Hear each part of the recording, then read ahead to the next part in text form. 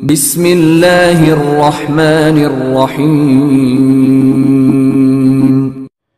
Make sure to subscribe our channel and turn the notification on for more updates. ان الحمد للہ نحمده ونستعینه ونستغفره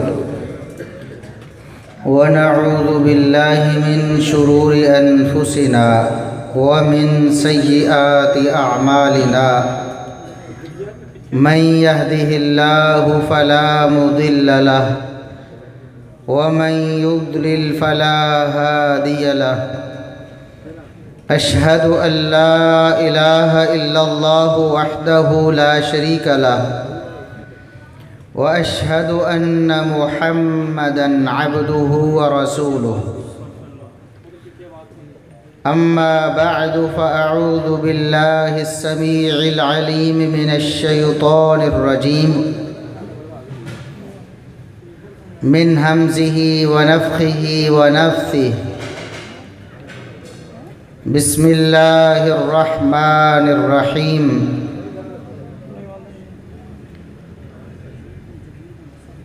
والسابقون الأولون من المهاجرين والأنصار والذين اتبعوهم بإحسان رضي الله عنهم ورضوا عنه. انتہائی قابل احترام علماء کرام، خطبائے اعظام، انتہائی قابل قدر بزرگوں، عزیز نوجوان ساتھیوں، اللہ رب العزت کے فضل و احسان سے یہ عظیم الشان اجتماع، یہ پروگرام منعقد ہو چکا ہے، اور اللہ کی توفیق سے بہت سے علماء کرام، خطبائے اعظام آپ کے سامنے اپنے اپنے انداز سے کتاب و سنت کی دعوت کو پیش کریں گے.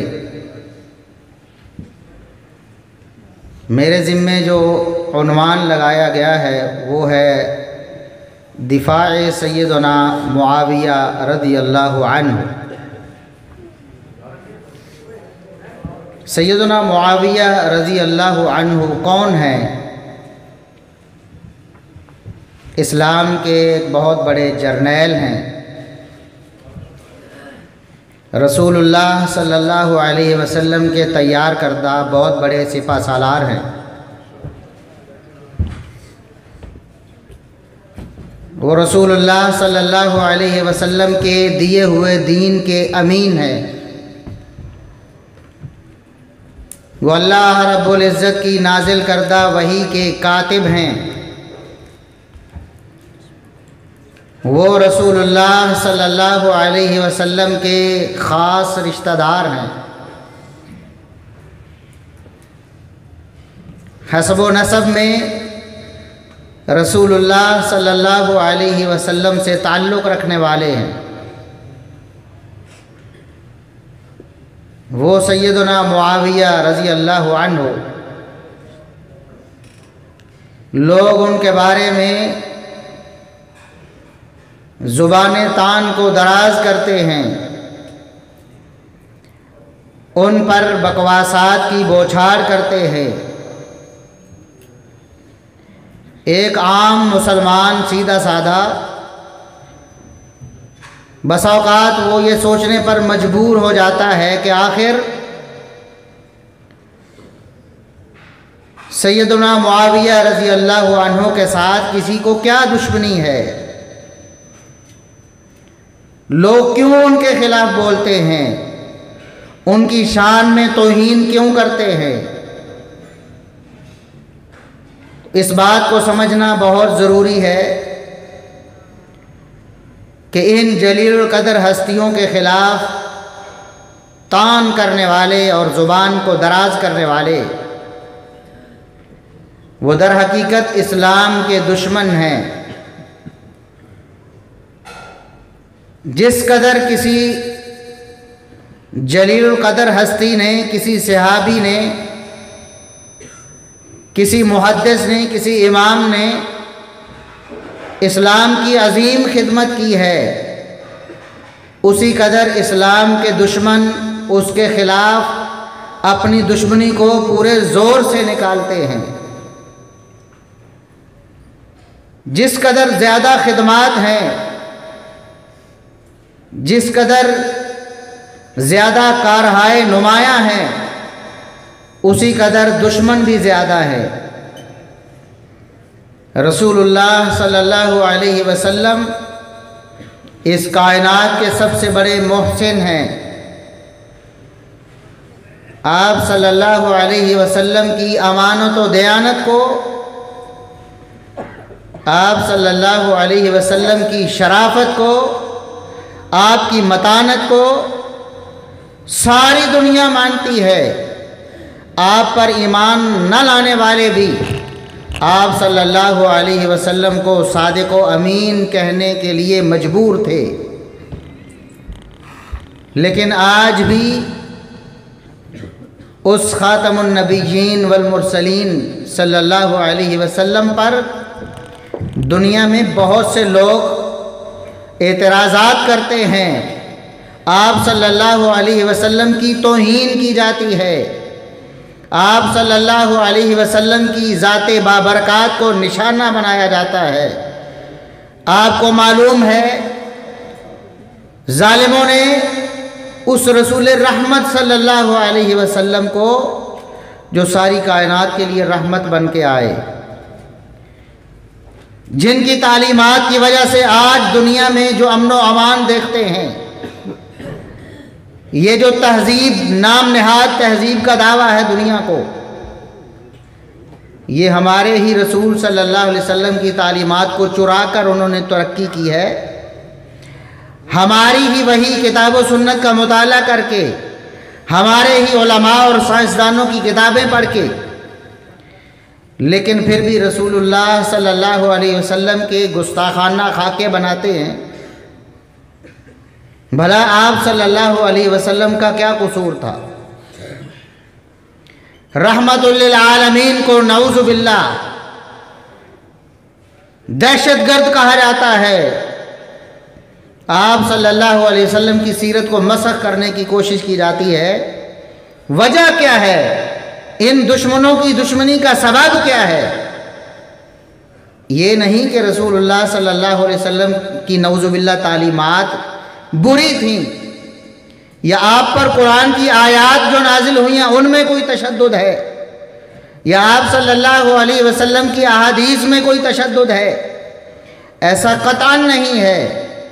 دراصل جو مصلح بن کے آتا ہے، اصلاح قبول کرنے والے اصلاح قبول کر لیتے ہیں، اور جن کے دل برے ہوتے ہیں وہ اصلاح قبول کرنے کی بجائے دشمن بن جاتے ہیں۔ ایک ابو بکر صدیق ہیں جو رسول اللہ صلی اللہ علیہ وسلم کی دعوت پر لبیک کہتے سب سے پہلے مسلمان ہوتے ہیں۔ عورتوں خواتین میں سے سیدہ خدیجہ رضی اللہ عنہا ہے، سب سے پہلے ایمان لانے والوں میں شامل ہوتی ہے۔ بچوں میں سیدنا علی المرتضیٰ رضی اللہ عنہ ہیں، سب سے پہلے ایمان لانے والوں میں شامل ہوتے ہیں۔ لیکن دوسری طرف ابو جہل و ابو لہب بھی ہیں۔ دعوت ایک ہی ہے، شخصیت اور ہستی ایک ہی ہے، کسی نے ان کو اپنے دل میں بسایا ہے اور کسی نے پتھر مارے ہیں، کسی نے کلمہ پڑھا ہے اور کسی نے تبا لک یا محمد کہا ہے، نعوذ باللہ ثم نعوذ باللہ۔ اس لیے یہ مت سمجھیں کہ آخر دشمنی کا سبب کیا ہے، ایک ہی سبب ہے۔ جو رسول اللہ صلی اللہ علیہ وسلم سے دشمنی کا سبب ہے وہی آپ کے جانثاروں، آپ کے وفاداروں، آپ کے صحابہ کرام سے دشمنی کا سبب ہے۔ اس دنیا میں ابو بکر صدیق رضی اللہ عنہ کو بہت گالیاں دی جاتی ہیں، ان کی شان میں توہین و تنقیص بہت زیادہ کی جاتی ہے۔ آپ سب احباب سوشل میڈیا کے توسط سے ملاحظہ فرماتے ہیں ان بدبختوں کا سیدنا ابو بکر صدیق رضی اللہ عنہ کے بارے میں رویہ کیا ہوتا ہے۔ وہ صدیق جنہوں نے اپنی ساری زندگی، اپنا مال، اپنی جان اسلام کے لیے وقف کر دی، اپنا خاندان بلکہ मा हिया बिअव्वली बरकतिकुम या अला अबी बकर। सहाबा ये कहने पर मजबूर हो गए कि अबू बकर, ये अबू बकर रज़ी अल्लाह अन्हु के ख़ानदान की कोई पहली बरकत नहीं है जो हमें मुसलमानों को नसीब हुई है। अबू बकर सिद्दीक़ रज़ी अल्लाह अन्हु का सारा ख़ानदान मुसलमानों के लिए रहमत है, लेकिन इसके बावजूद ज़ालिम झूठ बोल बोल कर उनकी तौहीन करते हैं, उनके ईमान को इनकार करते हैं, उनकी सदाकत व अमानत का इनकार करते हैं, उनको नऊज़ु बिल्लाह ज़ालिम और उनको गासिब करार देने की कोशिश करते हैं। वजह क्या है? ये सबसे बड़े मोहसिन हैं इस इस्लाम के, हमारे दीन के और हमारे पैगंबर सल्लल्लाहु अलैहि वसल्लम के। उमर फारूक रज़ी अल्लाह अन्हु से किसी को क्या दुश्मनी है? यही कि वो कुफर के खिलाफ नंगी तलवार थे। जब से उन्होंने इस्लाम कबूल किया, कलमा ईमान पढ़ा, अब्दुल्लाह इब्न मसऊद रज़ी अल्लाह अन्हु, सही बुखारी में हदीस मौजूद है, फरमाते हैं मा ज़िलना अइज़्ज़तन मुंज़ु अस्लम उमर। जब से उमर ने इस्लाम कबूल किया, फिर इस्लाम का ग्राफ ऊपर ही चलता चला गया, इस्लाम तरक्की की मनाजिल ही तय करता चला गया। उसके बाद इस्लाम ने ज़वाल नहीं देखा। यही वजह है, ये उमर की खिदमत इस्लाम है कि इसकी वजह से लोग दुश्मन बन गए हैं। आज उन्हें भी गालियां देते हैं, आज नऊज़ु बिल्लाह सुम्मा नऊज़ु बिल्लाह पाँव पे उनका नाम लिखते हैं। हमारे इस मुल्क में क्या दुश्मनी है? यही दुश्मनी है कि उन्होंने इस्लाम की खिदमत की है। उस्मान इब्न अफ़्फ़ान रज़ी अल्लाह अन्हु, उनके खिलाफ नऊज़ु बिल्लाह तूफ़ान बदतमीज़ी खड़ा किया जाता है। क्या उनसे दुश्मनी है? उनका कसूर क्या है? इस्लाम के सबसे बड़े माली मददगार पूरी तारीख़ इस्लाम में, उनसे बड़ा माल खर्च करने वाला कोई नहीं आया। वो उस्मान जिनका फरिश्ते भी हया करते हैं, इतना मुअज़्ज़ज़ और मोतबर, लेकिन लोग उनको भी गालियां देते हैं। क्या कसूर है?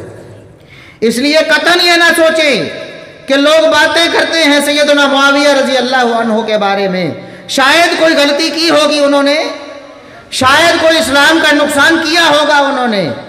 कतन ऐसा नहीं है।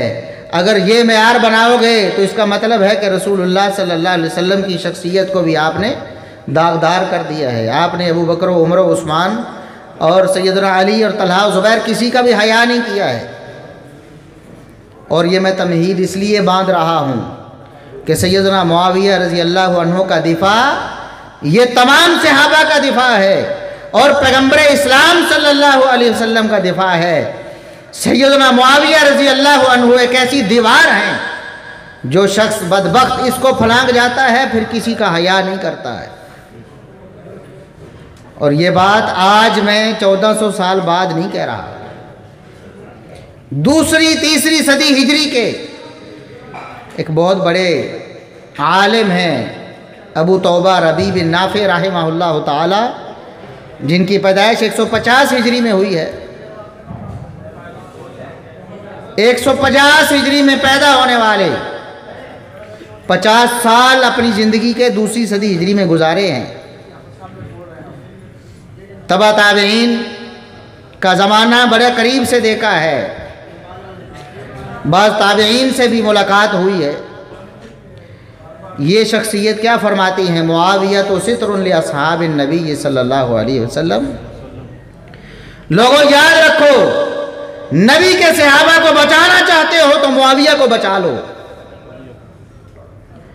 मुआविया रज़ी अल्लाह अन्हु एक ऐसी रुकावट है, एक ऐसा पर्दा है, एक ऐसी दीवार है जो इनसे आगे गुजर जाता है, फिर उससे आगे कभी रुकने वाला,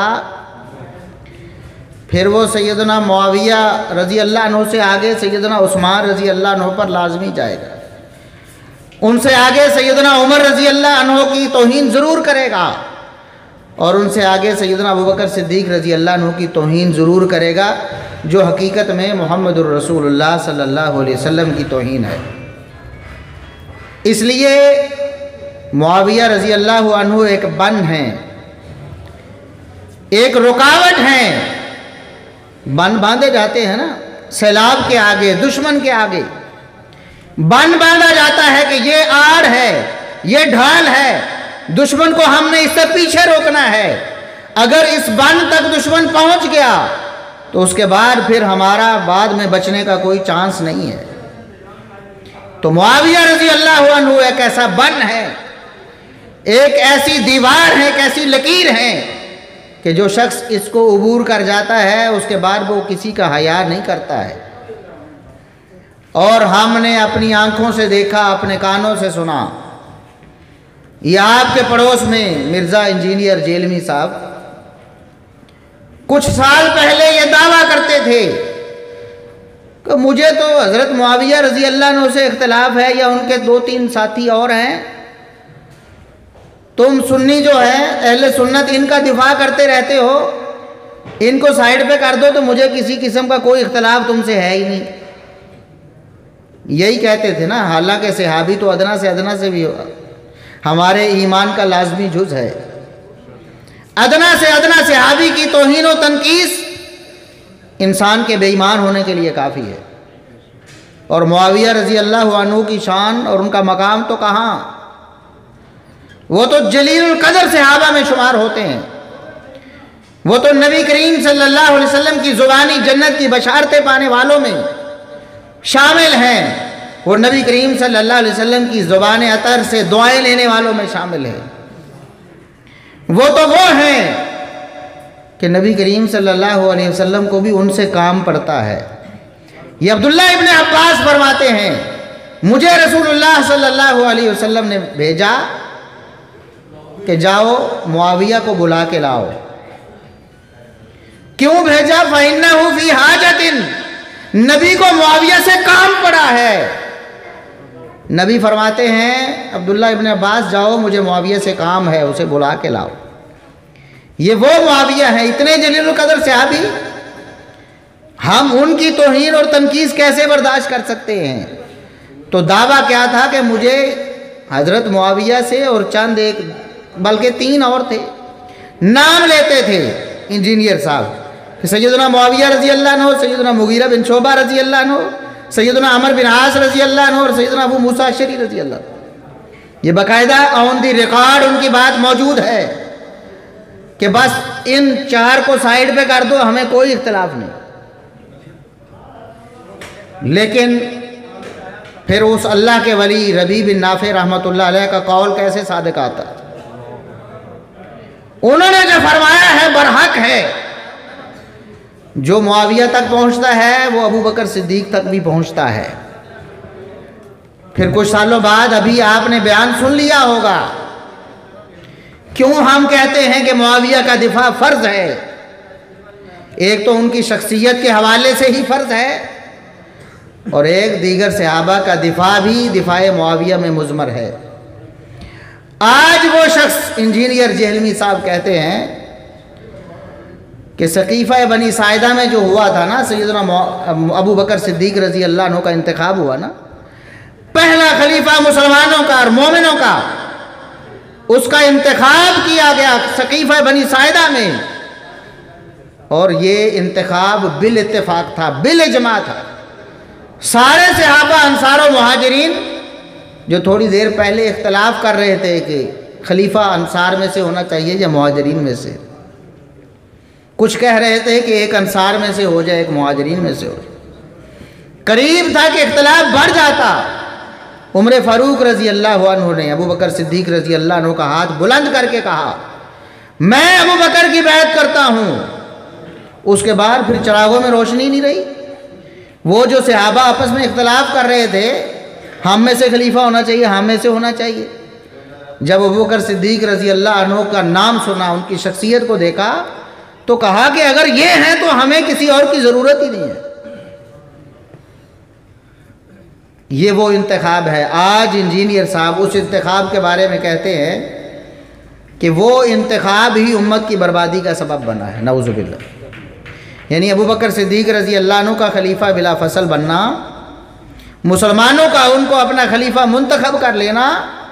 कहते हैं इस्लाम के अंदर जितनी जंगें हुई हैं, जितने फसादात हुए हैं, उसी वजह से हुए हैं, नऊज़ुबिल्लाह। اور کہتے ہیں کہ اگر آج ابو بکر صدیق زندہ ہوں تو اپنے انتخاب پر خون کے آنسو روئیں. نعوذ باللہ ثم نعوذ. ثابت ہو گیا کہ جب تک معاویہ رضی اللہ عنہ کا دفاع نہیں ہوتا ابو بکر صدیق رضی اللہ عنہ کا دفاع ہو سکتا.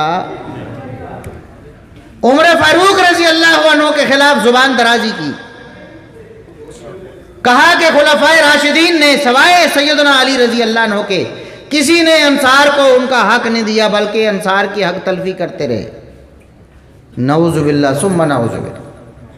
سیدنا ابو بکر رضی اللہ عنہ, سیدنا عمر رضی اللہ عنہ اور سیدنا عثمان رضی اللہ عنہ, تینوں کی توہین یہ کہہ کے کی کہ انہوں نے انصار کو ان کا حق نہیں دیا, حق تلفی کی ہے. بلکہ یہاں تک کہا کہ انصار قیامت کے دن حوض کوثر پر آئیں گے اور نبی ان کی دلجوئی کے لیے فرمائیں گے کہ تمہاری حق تلفی کرنے والوں کو آج میں اپنے سے دور کرتا ہوں. سحقن سحقن لمن غیر آباد. نعوذ باللہ. اس لیے ہم کہتے ہیں کہ معاویہ رضی اللہ عنہ کا دفاع یہ تمام صحابہ کا دفاع ہے, بلکہ یہ دفاع صحابہ کی بنیاد ہے. یہ سبق یاد کر لیں کہ معاویہ رضی اللہ عنہ کوئی معمولی ہستی نہیں ہے. جس طرح ابو بکر صدیق رضی اللہ عنہ کی خدمات ہیں, عمر فاروق رضی اللہ عنہ کی خدمات ہیں, عثمان غنی رضی اللہ عنہ کی خدمات ہیں, علی المرتضیٰ رضی اللہ عنہ کی خدمات ہیں, اسی طرح امت کے لیے معاویہ رضی اللہ عنہ کی خدمات ہیں. اگر کوئی خدمت نہ ہوتی ان کی, کوئی اور فضیلت نہ ہوتی, نبی کی صحابیت اتنا بڑا شرف تھی کہ اس کے بعد کسی اور فضیلت کی ضرورت ہی نہیں تھی. اتنا بڑا شرف صحابیت والا, اور اس کے بعد نبی کریم صلی اللہ علیہ وسلم کی رشتہ داری والا. آج لوگ بات کرتے ہیں کہ نبی کی رشتہ داری کا خیال کرو, اچھی بات ہے, کرنا چاہیے. ہم کہتے ہیں نبی کی ہر وہ رشتہ داری ہمارے لیے معزز اور محترم ہے جس کو شرف صحابیت حاصل ہے. نبی کی زندگی میں نبی کا کوئی رشتہ دار موجود تھا, اگر وہ صحابی بن گیا تو ہمارے ماتھے کا جھومر ہے, اور اگر وہ صحابی نہیں بنا یعنی کلمہ نہیں پڑھا تو پھر ہم اس کا احترام نہیں کرتے. نبی کا کوئی بھی رشتہ دار ہو, ہم نبی کی بیٹی کی بھی عزت کرتے ہیں, نبی کے نواسوں کی بھی عزت کرتے ہیں, نبی کے داماد کی بھی عزت کرتے ہیں, نبی کے چچا کی بھی عزت کرتے ہیں, دیگر رشتہ داروں کی بھی عزت کرتے ہیں. لیکن تمہیں نبی کی یہ رشتہ داری نظر نہیں آتی. نبی کریم صلی اللہ علیہ وسلم کے برادر نسبتی ہیں سیدنا معاویہ رضی اللہ عنہ, اور سیدنا معاویہ رضی اللہ عنہ کی توہین کرنا یہ نبی کو دکھ پہنچانا ہے. بتاؤ, آپ کے رشتہ دار کو اگر کوئی لعن طعن کرے, آپ کا رشتہ دار چاہے برا ہی کیوں نہ ہو, آپ اس کو برا سننا برداشت تو نہیں کرتے نا. آپ کی زوجہ محترمہ کا کوئی بھائی ہو,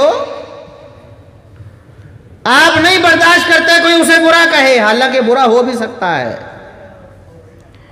تم نبی کے برادر نسبتی, نبی کی بیوی ام حبیبہ رضی اللہ عنہ, ان کے بھائی ہیں سیدنا معاویہ رضی اللہ عنہ, نبی کے برادر نسبتی ہیں, تمہیں نبی کی حیا نہیں آتی؟ کل قیامت کے دن کیا منہ لے کر جاؤ گے, کیا منہ لے کر؟ یہ آیت پیش کرتے ہیں, قُلْ لَا أَسْأَلُكُمْ عَلَيْهِ أَجْرًا إِلَّا الْمَوَدَّةَ فِي الْقُرْبَى. پیش کرتے ہیں نا آیت, ہمیں سناتے ہیں, حالانکہ ہم نبی کی رشتہ داری کو سر پہ بٹھاتے ہیں. ہم تو نبی کے بھی قدردان, ہم تو نبی کے جوتے کے بھی قدردان, ہم تو ان گلیوں کے بھی قدردان ہیں جہاں نبی کے قدم لگتے رہے. ہمیں یہ سکھاتے ہو کہ نبی کی رشتہ داری کا احترام کرو, ہم احترام کرتے ہیں, لیکن یہ آیت تم کیوں بھول جاتے ہو؟ جب نبی کے برادر نسبتی کی بات آتی ہے تم گالیاں دیتے ہو, تم ان کو برا بھلا کہتے ہو, تم ان کی توہین کرتے ہو, پھر کہتے ہو کہ ہمیں نبی سے محبت ہے. پھر یہ خیال بھی ہے, یہ طلب بھی ہے, یہ تڑپ بھی ہے کہ حوض کوثر پہ ہم نبی کے ہاتھ سے جام پئیں گے. نبی کو دکھ دیتے ہیں, نبی کریم صلی اللہ علیہ وسلم کی ازواج مطہرات کو برا بولتے ہیں. یہی وہ بدبخت ہیں جو کہتے تھے ہمارا اختلاف صرف حضرت معاویہ سے ہے, لیکن کیا کہا کہ سیدہ عائشہ ظالمہ ہیں، نعوذ باللہ ثم نعوذ باللہ، کہا کہ نہیں کہا؟ معاویہ رضی اللہ عنہ کا دفاع یہ امہات المومنین کا دفاع ہے۔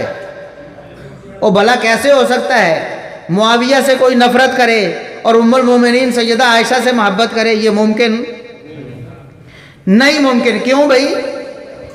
سیدہ عائشہ صدیقہ رضی اللہ عنہا ام المومنین وہ فرماتی ہیں کہ جب مسلمانوں میں اختلاف تھا نا، اس وقت میں یہ خواہش کرتی تھی کہ یا اللہ میری عمر بھی معاویہ کو لگا دے۔ معاویہ رضی اللہ عنہ وہ جلیل القدر ہستی ہیں کہ نبی کی سب سے پیاری بیوی، نبی کی سب سے بڑی محبوبہ اس کائنات میں۔ پوچھا گیا نا من احب الناس الیک یا رسول اللہ، اللہ کے رسول آپ کو سب سے بڑھ کر محبوب کون ہے؟ نبی کے زبان اطہر سے سب سے پہلا لفظ فرمایا عائشہ۔ سب سے بڑھ کر مجھے دنیا میں کسی سے محبت ہے تو وہ عائشہ ہے۔ یہ عائشہ صدیقہ رضی اللہ عنہ کہ اپنی بیٹی نبی کی لخت جگر سیدہ فاطمہ رضی اللہ عنہ ایک دن نبی صلی اللہ علیہ وسلم کی دوسری بیویوں کا پیغام لے کر آئیں، صحیح بخاری میں درج ہے کہ ابو جی یہ جو آپ کی دوسری بیویاں ہیں نا، آپ ان کی طرف ذرا زیادہ محبت کا رخ کریں، آپ محبت عائشہ سے زیادہ کرتے ہیں۔ دوسری آپ کی بیویاں ہیں، میں سفارش لے کر آئی ہوں، آپ ان سے بھی زیادہ محبت کیا کریں، عائشہ سے زیادہ ان کی طرف رخ کر لیں۔ تو نبی صلی اللہ علیہ وسلم نے فرمایا فاطمہ میرے جگر کے ٹکڑے، تمہیں یہ پسند نہیں کہ جس سے میں محبت کرتا ہوں تم بھی اس سے محبت کرو؟ سیدہ عائشہ کہتی ہیں، سیدہ فاطمہ رضی اللہ عنہا نے لا محالہ یہی کہا ہوگا، کیوں نہیں؟ آپ میرے والدہ گرامی بھی ہیں اور میرے نبی بھی ہیں، رحمت للعالمین خاتم النبیین والمرسلین ہیں، جس سے آپ محبت کرتے ہیں میں کیوں نہ محبت کروں گی؟ فرمایا اگر یہ پسند کرتی ہو کہ میری محبت کو تلاش کرو تو تم بھی عائشہ سے محبت کرو۔ نبی اپنی بیٹی کو بھی حکم دیتے ہیں، یہ وہ عائشہ صدیقہ ہیں، فرمایا دنیا آخرت میں میری بیوی ہیں، یہ وہ عائشہ صدیقہ ہے جن کے بستر پر قرآن نازل ہوتا ہے، کسی اور بیوی کے بستر پہ کبھی قرآن نازل وحی نہیں آئی، عائشہ کے بستر پہ آتی ہے، یہ وہ عائشہ ہے۔ وہ عائشہ کہتی ہیں کہ میرا پورے یقین سے میں اللہ سے دعا کرتی تھی، پوری لگن سے کہ اللہ میری عمر معاویہ کو لگا دے۔ اس لیے یہ کیسے ہو سکتا ہے کہ معاویہ سے کوئی نفرت کرے تو ان کو اپنی عمر لگنے کی دعا دینے والی عائشہ سے محبت کرے؟ ہو ہی نہیں سکتا ہے، یہ ہو ہی نہیں سکتا کہ معاویہ سے کوئی نفرت کرے اور ان کو گورنر بنانے والے ابو بکر و عمر و عثمان اور علی رضی اللہ عنہ، ان کے دور علی رضی اللہ عنہ کے دور میں بھی سیدنا معاویہ رضی اللہ عنہ کا عہدہ تو نہیں گیا تھا نا۔ اختلافات اپنی جگہ ہیں لیکن سیدنا معاویہ رضی اللہ عنہ کا عہدہ برقرار، اور اس سے بڑی بات معاویہ رضی اللہ عنہ اس امت کے بہت بڑے محسن ہیں۔ اگر کوئی عقل مند غور کرے نا، امت کو 2 دفعہ بہت بڑے چیلنج کا سامنا ہوا ہے، بہت بڑے فتنہ فساد کا خطرہ آیا ہے امت پر۔ پہلی دفعہ جب نبی کریم صلی اللہ علیہ وسلم دنیا سے چلے گئے، اختلاف ہو گیا صحابہ کرام سے، قریب تھا کہ تلواریں نکل آتی، خلیفہ کون بنے گا؟ اس وقت ابو بکر صدیق رضی اللہ عنہ خلیفہ بنے اور مسلمانوں نے سکھ کا چین سانس لیا اور پورے مسلمان متفق اور متحد ہو گئے، کوئی اختلاف کرنے والا باقی نہ رہا۔ شخصیت کس کی تھی؟ ابو بکر صدیق رضی اللہ عنہ کی۔ اور ابو بکر صدیق رضی اللہ عنہ کو خلافت کے لیے آگے کس نے کیا تھا؟ میں بتا چکا ہوں نا، عمر فاروق رضی اللہ عنہ۔ یہ وہ عمر ہیں کہ جن کی خواہش پہ اللہ قرآن نازل کرتا تھا۔ کتنے ایسے مقامات آئے، ایسے مواقع آئے کہ عمر فاروق رضی اللہ عنہ نے اپنی خواہش کا اظہار کیا کہ ایسے کیوں نہ ہو جائے۔ اللہ نے قرآن بنا کر نازل کر دیا کہ عمر کی جو رائے ہے وہ اللہ رب العزت کی خواہش کے مطابق ہے، اللہ کی رضا بھی اسی میں ہے، لہٰذا آج کے بعد یہ دین اور شریعت ہے۔ وہ عمر کھڑے ہوئے اور مسلمانوں کو اختلاف سے بچانے کے لیے امت کو ایک محسن دیا جس کا نام ابو بکر صدیق رضی اللہ عنہ ہے۔ اللہ کی قسم ابو بکر صدیق رضی اللہ عنہ کے علاوہ کسی پر امت جمع ہو سکتی نہیں تھی، سوال ہی پیدا نہیں ہوتا تھا، کیونکہ نبی فرما گئے تھے، محمد الرسول اللہ صلی اللہ علیہ وسلم فرما۔ لوگ کہتے ہیں نا جی نبی نے کاغذ قلم مانگا تو عمر نے روک دیا، آپ نے لکھوانا کیا تھا جی؟ کہتے ہیں جی حضرت علی کی خلافت بلا فصل لکھوانی۔ صحیح بخاری اور صحیح مسلم میں موجود ہے کہ نبی کریم صلی اللہ علیہ وسلم نے اس سے پہلے بھی اس 1-2 دن پہلے خواہش کا اظہار کیا کہ عائشہ میرے پاس اپنے والد ابو بکر کو بلاؤ اور اپنے بھائی عبد الرحمن کو بلاؤ، کیوں؟ میں لکھوا دینا چاہتا ہوں، میں لکھوا دینا چاہتا ہوں، مجھے خطرہ ہے، مجھے یہ خدشہ پیدا ہوا ہے، میرے ذہن میں یہ خیال آیا ہے کہ میرے دنیا سے جانے کے بعد کوئی کھڑا ہو کر یہ نہ کہے آنا اولا، میرا حق زیادہ بنتا ہے، میں تو نبی کا فلاں فلاں لگتا ہوں، میرا حق زیادہ بنتا ہے۔ نبی کے چچا بھی تھے، نبی کے بھائی بھی تھے، نبی کی اور رشتہ داریاں بھی تھیں جو مسلمان تھے، جلیل القدر صحابہ تھے۔ فرمایا میں یہ لکھوا کے جانا چاہتا ہوں تاکہ میرے دنیا سے جانے کے بعد اختلاف نہ پیدا ہو، کوئی کھڑا ہو کر یہ دعویٰ نہ کرے کہ میرا حق زیادہ بنتا ہے۔ پھر فرمایا عائشہ رہنے دو، فرمایا عائشہ رہنے دو، مجھے اس بات کا یقین ہو گیا ہے کہ یأبی اللہ والمؤمنون الا ابا بکر، کہ نہ اللہ نے ابو بکر کے علاوہ میرے بعد کسی کو خلیفہ بننے دینا ہے، نہ مومنوں نے بننے دینا ہے۔ سمجھ گئے نا؟ یہ اللہ کا فیصلہ تھا اور عمر فاروق رضی اللہ عنہ نے اللہ کے اسی فیصلے کو پایا، تکمیل تک پہنچایا۔ تو سب سے بڑے اور پہلے محسن نبی کے بعد اس امت کے کون ہیں؟ ابو بکر صدیق رضی اللہ عنہ، کہ سارے مومن متفق ہو گئے۔ نبی نے جو فرمایا تھا کہ جو مومن ہوگا وہ ابو بکر کا انکار کر سکتا، مومن نہیں کر سکتا، مومن ضرور کرتے ہیں، مومن نہیں انکار کر سکتے۔ اسی طرح امت میں دوبارہ اختلاف پیدا ہوا سیدنا عثمان رضی اللہ عنہ کے قصاص کے حوالے سے۔ پہلے بھی جو اختلاف پیدا ہوا تھا وہ بھی کوئی برا نہیں تھا، خلافت کے بارے میں پیدا ہوا تھا نا، خلیفہ کس کو بنایا جائے، رائے مختلف ہو گئی۔ اب بھی ایسے ہوا، اختلاف اب بھی اچھے امر پہ ہوا ہے کہ سیدنا عثمان رضی اللہ عنہ کو شہید کر دیا گیا ہے تو ان کے قاتلوں کو کیفر کردار تک پہنچانا چاہیے۔ کیا فوری کیفر کردار تک پہنچانا چاہیے یا کچھ عرصہ انتظار کر لینا چاہیے، حالات کو نارمل ہونے دینا چاہیے؟ یہ اختلاف ہے۔ ایک گروہ جلیل القدر صحابہ کا جن میں سیدہ عائشہ صدیقہ رضی اللہ عنہا، طلحہ و زبیر ہیں اور بڑے بڑے صحابہ ہیں، عشرہ مبشرہ میں سے، وہ کہتے ہیں کہ فی الفور ان ظالموں کو کیفر کردار تک پہنچانا چاہیے، ورنہ یہ کوئی اور فساد کھڑا کریں گے، ان کو راستے سے فوراً ہٹانا چاہیے۔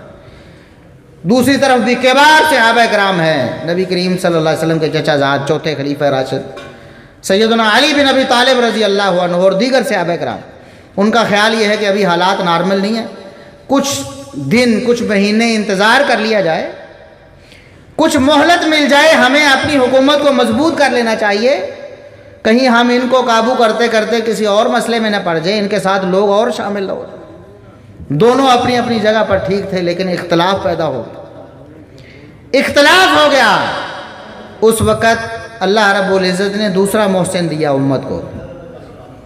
پہلا محسن کس کے ذریعے آیا؟ عمر فاروق رضی اللہ عنہ کے ذریعے، اور دوسرا محسن نبی کریم صلی اللہ علیہ وسلم کے نواسے حسن بن علی رضی اللہ عنہما کی وجہ سے اور ان کی طرف سے انتخاب ہو کر آیا۔ اختلاف ہو گیا نا مسلمانوں، اختلاف بڑھ گیا۔ دو واقعات رونما ہوئے تاریخ اسلام میں، جمل اور صفین، اور اس کے بعد ایک بڑا حادثہ خارجیوں کے ہاتھوں، وہی جو باغی تھے سیدنا عثمان رضی اللہ عنہ کو شہید کرنے والے، انہی باغیوں کے ہاتھوں سیدنا علی رضی اللہ عنہ بھی شہید کر دیے۔ ایک خلا پیدا ہو گیا مسلمانوں میں سیاسی طور پر۔ سیدنا حسن رضی اللہ عنہ خلیفہ بن گئے بعد میں، لیکن انہوں نے دیکھا کہ یہ معاملہ میرے سے نہیں سنبھلے گا، بلکہ اس کو سنبھالنے والا ایک اور بہتر آدمی موجود ہے امت میں، تو میں اپنی خلافت کی قربانی دے کر اس امت کی خیر خواہی کرنا چاہتا ہوں، اس امت پر احسان کرنا چاہتا ہوں۔ عمر کو بھی نبی کی بشارت تھی اور حسن کو بھی نبی کی بشارت تھی۔ نبی صلی اللہ علیہ وسلم نے فرمایا تھا ان ابنی ھذا سید، میرا یہ بیٹا سردار ہے۔ حسن رضی اللہ عنہ کو کیا فرمایا؟ سردار۔ حالانکہ حسن و حسین دونوں ہی سردار ہیں، ہمارے سردار ہیں کہ نہیں؟ نبی کے نواسے ہیں، نبی کا خاندان ہے، ہمارے سردار ہیں، سارے مسلمانوں کے سردار ہیں۔ سیدہ شباب اہل الجنہ فرما چکے ہیں، جنتی نوجوانوں کے سردار ہیں، لیکن اب فرماتے ہیں کہ میرا یہ بیٹا حسن سردار ہے، یعنی حسن کی سرداری کچھ الگ ہی تھی۔ فرمایا یہ میرا بیٹا سردار ہے، کیوں؟ لعل اللہ ان یصلح بہ بین فئتین عظیمتین من المسلمین، اللہ رب العزت ایک وقت آئے گا کہ میرے اس نواسے، میرے اس بیٹے حسن کی وجہ سے امت کے دو عظیم الشان گروہوں کو دوبارہ ایک کر دے گا، صلح کروا دے گا۔ تو امت کے دوسرے محسن سیدنا حسن رضی اللہ عنہ کے انتخاب کی وجہ سے سیدنا معاویہ رضی اللہ عنہ بنے۔ جس طرح پہلے امت متفق ہو گئی اختلاف کے بعد، اور دہائیوں تک امت متفق رہی، پھر جب قصاص عثمان رضی اللہ عنہ کی وجہ سے دوبارہ اختلاف ہوا تو سیدنا معاویہ رضی اللہ عنہ کی جھولی میں نبی کے نواسے نے نبی کی بشارت کی وجہ سے اپنی خلافت ڈالی، ان کے ہاتھ پہ بیعت کی، اور پوری دنیا کے سارے مسلمانوں کا خلیفہ معاویہ رضی اللہ عنہ کو منتخب کر دیا۔ آج لوگ کہتے ہیں نعوذ باللہ ثم نعوذ باللہ کہ وہ خلافت کے اہل نہیں تھے، خلافت انہوں نے بری خلافت نعوذ باللہ کی ہے، برا دور بتایا ہے، ظلم و ستم کیا ہے۔ یہ اعتراض نبی پر ہے کہ نبی نے بشارت دی تھی کہ میرا نواسہ امت پر احسان کرے گا، کہا تھا کہ نہیں؟ یہ صحیح بخاری صحیح مسلم میں موجود ہے کہ میرا یہ نواسہ سردار ہے، یہ امت پر احسان کرے گا کہ امت کی صلح کروائے گا۔ تو حسن رضی اللہ عنہ نے نبی کی بشارت کی وجہ سے احسان کیا کیا؟ معاویہ رضی اللہ عنہ کو پوری دنیا کے سارے مسلمانوں کا خلیفہ منتخب کر دیا، اور اس کے بعد 20 سال تھوڑا عرصہ نہیں ہے، 20 سال کا عرصہ سیدنا معاویہ رضی اللہ عنہ کی خلافت کا۔ اس پورے 20 سال میں وہ کہتے ہیں نا کہ کسی پرندے نے پر بھی نہیں مارا ہے، کسی دشمن کو جرأت نہیں ہوئی کہ میلی آنکھ سے عالم اسلام کی طرف دیکھ لے۔ اور سیدنا معاویہ رضی اللہ عنہ کا دفاع اس لیے فرض ہے، ان کے احسان اس قدر زیادہ ہیں کہ نبی کریم صلی اللہ علیہ وسلم نے یہ بھی فرمایا تھا اول جیش من امتی یغزون البحر قد اوجبوا۔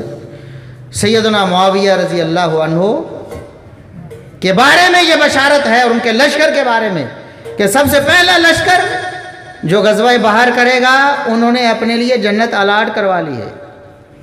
یہ فرمان نبوی کے الفاظ ہیں کہ انہوں نے جنت اپنی پکی کر لی ہے، ان کے نام جنت الاٹ ہو چکی ہے۔ بلکہ فرمایا کہ میں نے خواب میں دیکھا، انبیاء کے خواب وہی ہوتے ہیں، میں نے خواب میں دیکھا ہے میری امت کے وہ لوگ جو غزوہ بحر کریں گے میرے بعد، میں نے جنت میں ان کو بادشاہوں کی طرح تختوں پہ ٹیکیں لگائے دیکھا ہے۔ یہ ہے سیدنا معاویہ رضی اللہ عنہ۔ یہ غزوہ بحر کیا ہے بھلا؟ کوئی چھوٹا کارنامہ نہیں ہے۔ اسلام ایک بر اعظم میں قید تھا، ایک بر اعظم سمجھتے ہیں نا آپ؟ اب تو ہمارے بچے بھی پڑھتے ہیں بر اعظم، سب کانٹیننٹ، ایک بر اعظم میں قید تھا، چاروں طرف پانی ہے نا، تو خشکی کا ٹکڑا جو ہوتا ہے اس کو بر اعظم کہتے ہیں۔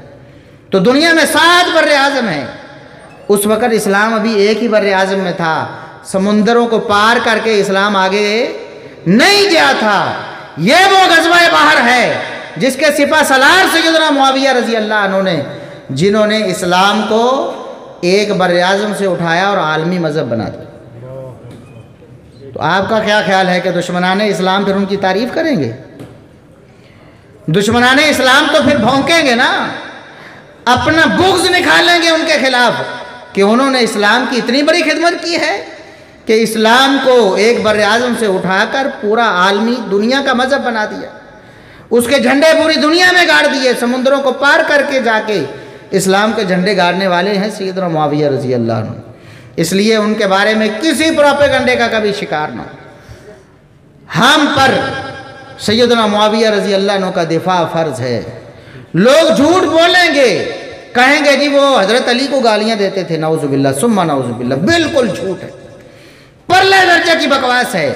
کوئی مائی کا لال، ہمارا چیلنج ہے، ایک عرصے سے ہم نے دیا ہوا ہے، کوئی مائی کا لال دنیا میں کوئی ایک صحیح سند سے روایت پیش کرے، کوئی ایک روایت، 10 12 15 100 200 اس سے تو ہمارا مطالبہ ہی نہیں، ایک روایت کہ سیدنا معاویہ رضی اللہ عنہ نے پوری زندگی میں کبھی ایک لفظ سیدنا علی رضی اللہ عنہ کے خلاف بولا، ایک لفظ بھی، ان کو برا بھلا کہا، ان کو گالی دی ہو، نعوذ باللہ۔ کہتے ہیں جی لعنت کرتے اور کرواتے تھے، ہم کہتے ہیں جھوٹوں پر اللہ کی لعنت ہو۔ حضرت معاویہ رضی اللہ عنہ تو لعنت کوئی نہیں کرواتے تھے نا، لیکن جھوٹے جو جھوٹ بولتے ان پر لعنت ہو گئی اللہ کی طرف سے، یہ لعنتی ہیں۔ سیدنا معاویہ رضی اللہ عنہ اہل بیت کے بہت بڑے قدردان تھے۔ میرا وقت ختم ہو رہا ہے، ایک بات بتا کے بات ختم کر دوں، یہ بات آپ پلے باندھ لیں، انشاءاللہ کبھی شیطان کا کوئی وسوسہ آپ کے قریب نہیں پھٹکے گا۔ اس حوالے سے جی وہ اہل بیت کو برا بھلا کہتے تھے، نعوذ باللہ ثم نعوذ۔ اہل بیت کے فضائل بیان ہوئے نا حدیث میں، مختلف صحابہ نے بیان کیے ہیں نا اہل بیت کے فضائل۔ ایک فضیلت ایسی ہے، ایک فضیلت سیدنا حسن رضی اللہ عنہ، حسن کون ہے؟ نواسہ رسول ہے۔ علی رضی اللہ عنہ کے لگتے جگر ہیں، سیدہ فاطمہ رضی اللہ عنہ کے لگتے جگر ہیں، حسین رضی اللہ عنہ کے بھائی ہیں نا حسن۔ ان کی ایک فضیلت ایسی ہے جو سوائے سیدنا معاویہ رضی اللہ عنہ کے کسی نے بیان، بتائیں دشمنوں کے یا جن سے بغض ہو ان کے فضائل کوئی بیان کرتا ہے؟ فضیلت بھی ایسی کوئی عام بات نہیں، نبی کا فرمان جو تا قیامت ان کے لیے فضیلت ثابت ہونا تھا وہ بیان کیا سیدنا معاویہ رضی اللہ عنہ نے۔ مسند احمد کی حدیث ہے، اور حدیث کے ویسے تو میں نے بتایا بڑے فضائل ہیں اہل بیت کے، حسنین کریمین کے بہت فضائل ہیں، لیکن یہ فضیلت دنیا میں کسی اور روایت میں نہیں، کسی اور صحابی نے بیان نہیں کی، کسی صحابی نے بیان نہیں کی سوائے سیدنا معاویہ رضی اللہ عنہ۔ انہوں نے بیان کیا، فرماتے ہیں کہ میں نے دیکھا رسول اللہ صلی اللہ علیہ وسلم سیدنا حسن رضی اللہ عنہ سے محبت اور پیار کے لیے یہ انداز اپنا رہے تھے کہ ان کے ہونٹوں کو چوس رہے تھے رسول اللہ صلی اللہ علیہ وسلم۔ سیدنا حسن جو نواسہ ہیں ان کے ہونٹوں کو نبی کریم صلی اللہ علیہ وسلم چوس رہے تھے پیار سے اور محبت سے۔ کتنی بڑی فضیلت ہے، نبی جس کے ہونٹوں کو چوسیں، کتنی بڑی فضیلت ہے۔ اور صرف اس فضیلت کو بیان کرنے پر اکتفا نہیں کیا بلکہ اپنا عقیدہ بھی بتایا ہے۔ اللہ کو معلوم تھا نا یہ بدبخت آئیں گے، جھوٹ بولیں گے کہ یہ اہل بیت کے دشمن تھے، نعوذ باللہ، تو اللہ رب العزت نے یہ الفاظ بھی ان سے نکلوائے اور ہماری حدیث کا، ہمارے اسلامک لٹریچر کا لازمی حصہ بن گئے۔ مسند احمد حدیث کی معتبر ترین کتابوں میں شامل ہے، اس میں یہ الفاظ موجود ہیں۔ صرف یہ فضیلت بیان کر کے بس نہیں کی بلکہ اپنا عقیدہ، اپنے جذبات کا اظہار کیا۔ فرمایا کہ میں نے نبی کو دیکھا نا، نبی ان کے ہونٹوں کو چوم رہے تھے، چوس رہے تھے، اور میں معاویہ یہ سمجھتا ہوں، میرا یہ عقیدہ ہے کہ جس کے ہونٹوں کو نبی چوم لیں، چوس لیں، وہ ہونٹ کبھی جہنم میں جا سکتے نہیں۔ یہ معاویہ رضی اللہ عنہ ان کا عقیدہ ہے، ان کے جذبات ہیں اہل بیت کے بارے میں۔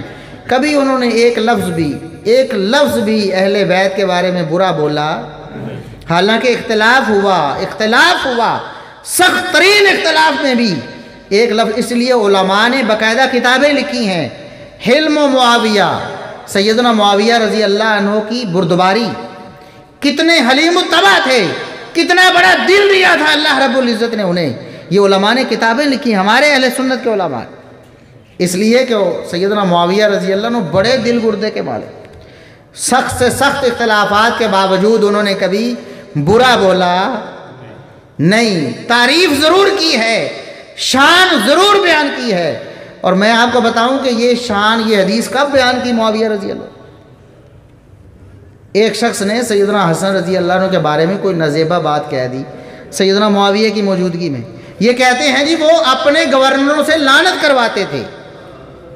وہ جھوٹو جو خود لعنت کرواتا ہو اس کو کیا ضرورت ہے کہ کوئی اگر برا کہہ رہا ہو تو اس کو شابش دینی چاہیے؟ شابش نہیں دی بلکہ اس کو منہ کو روکا ہے. فرمایا تم حسن کے بارے میں ایسی بات کرتے ہو؟ میں نے نبی کو دیکھا ہے کہ ان کے ہونٹوں کو چوس رہے تھے، اور جس کے ہونٹوں کو نبی چومیں اور چوسیں وہ ہونٹ کبھی جہنم کی آگ کیا ہوا بھی کبھی لگے گی نہیں.